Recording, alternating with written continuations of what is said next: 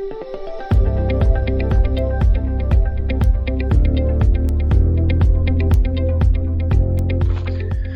welcome back everybody to today's video series with Mark. Today's topic is about the increase of DSARs, or data subject access requests, as some of you might refer to them as. Many companies have already been struggling to adhere to data compliance obligations, and COVID-19 has undoubtedly increased the pressure that companies are under. For many organisations, it is DSARs that are the most common of these rights to be exercised, and sometimes the most onerous to fulfill, especially given the restrict response times. So welcome again, Mark, and thank you for covering the topic with us today. No problem, Laura. So let's get stuck in. So Mark, have you seen an increase in the amount of DSAR requests that our clients are receiving? We have, yeah. To the point where I stopped counting. I'm here 17 years, and in the last 18 months, we've helped more clients with DSARs than we did in the first 15 years. So there has been a quantifiable and demonstrable explosion in this area, which must be GDPR settling in, must be COVID related as well, but it is happening out there, folks.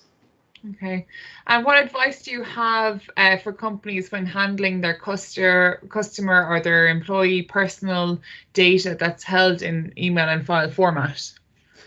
Well, my advice would be from a GDPR point of view, which is the driver for a lot of the DSARs we're seeing, is that, you know, understand your data and understand what a GDPR aware repository means, and then critically look at your data to analyze, is it GDPR aware or is it not in that data repository? Okay, and by GDPR aware, I mean, you know, we have obligations. Part of it being a DSAR would be, you know, what data do I have? Can I demonstrate I know what's there? i.e., can I search it? Can I demonstrate that I can protect it, that I have it secure? Can I present it as part of a DSAR? Can I then help manipulate that data if, say, Article 17, the right to be forgotten, was to be applied for it? Can I correct the data and can I present it? So, you know, the data sets we have that are manipulatable, like databases, it's still a hard process, but it's manageable. The GDPR Coalition said, you know, a snappy little line, the Wild West of GDPR is unstructured data, and that is email and file. So we put the intelligence over the top of your unstructured data to help you with the DSARs. Okay. And can you give an example of how email and file archiving can help with a data subject access request? I know you've covered some of the points, but maybe an actual example. Well, I think the best way to give an example would be to give some statistics we get from the Gartner organization around processing a DSAR if you don't have a mechanism like MailMeter or Syskin to help you. They would estimate for a DSAR to occur on a terabyte of files. Okay, so in an organization, whatever amount of data you have, it takes about 9 months per terabyte. A typical local authority in Ireland might have 3 or 4 terabytes of data. So we have to accept that if I've got 4 terabytes of data, there's 36 months of searching. Okay, we haven't got 36 months to fulfill a DSAR. So therefore, I have to accept I can't do it, or I need to go and source a mechanism to do it. On the file side, they would say it takes about 6 weeks to search a month's worth of email in an organization. So if we got a DSAR for a 2-year period, there are months, if not years, of work to go in to fulfill that. Yeah. So the best way would be to say, if I don't have a tool set, then the example is this task is nigh on impossible to complete. Yeah, yeah. And that's if you know exactly what you're looking for. And if you know, so what we do is we fudge it, and we say we don't do it, or we farm it out to our departments, and you guys in sales go find this information. We basically take the risk that if an event of a DSAR that I can't fulfill, the consequences are not going to apply to me. It's basically not having house insurance on your house and taking the chance that it won't burn down. Okay.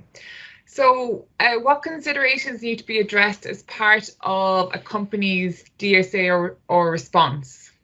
So time is mentioned. Understand the process.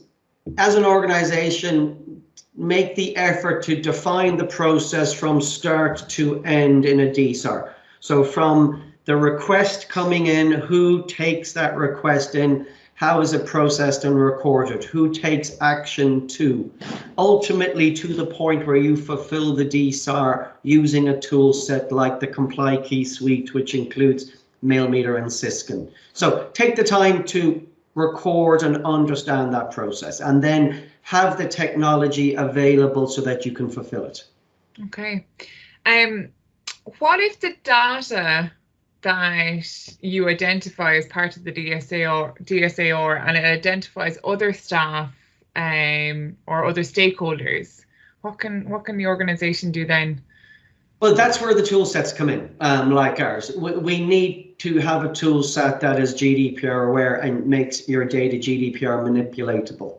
So we need to, and and a file and email doesn't, not because there's anything wrong, but because their remits are to be a storage device or a communication device.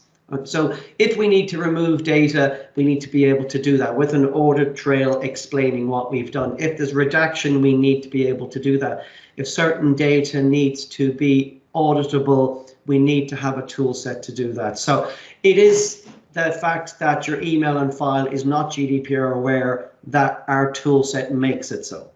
Okay, sounds like a little bit of a nightmare, even if we do have the software. So how could a managed service support?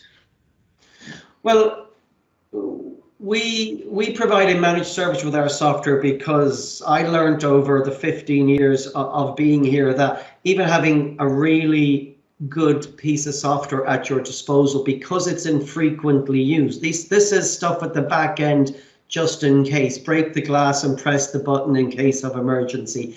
People tend not to know the full scope and remit of these product sets. So our USP in regard to our product set is that we are there to help people with it. So when you get a DSAR, you may not have had one ever, it might have been 6 months. The managed service gives you that peace of mind to say, I have a tool set running and it's going to be able to fulfill my DSAR completely.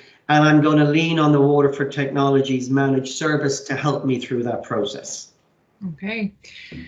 So backward, coming to our final questions now. So what can organizations do ASAP to make sure that they're better equipped to manage these requests? I think, first of all, be honest with yourself and assess your data and work backwards. And that's one of the big things people don't do. Nobody out there understands their data footprints to the nth degree. GDPR was a great help in us learning about what data we have and where it is. So we have to critically analyze all our data sets and then work backwards to understand, have I got the process in place to fulfill a GDPR, DSAR, or an FOI on my data sets? Usually then people freak out after they do that process. Okay. And then do you have any final tips to leave the guys with on this topic? Just because it's not happening today or it's infrequently happening doesn't mean you should have the process in place for when it does happen, which it undoubtedly will as more and more DSARs are happening out there. Understand the risks associated, not just with a 20 million fine from a GDPR, but reputational damage. So accept that this could be seen as a distraction, but it's a necessary distraction that you have to have a solution for. So you can use something like our software, which could be prudent, simple, and is also cost effective. So you're not using up your entire IT budget. You're not using up all your IT resources.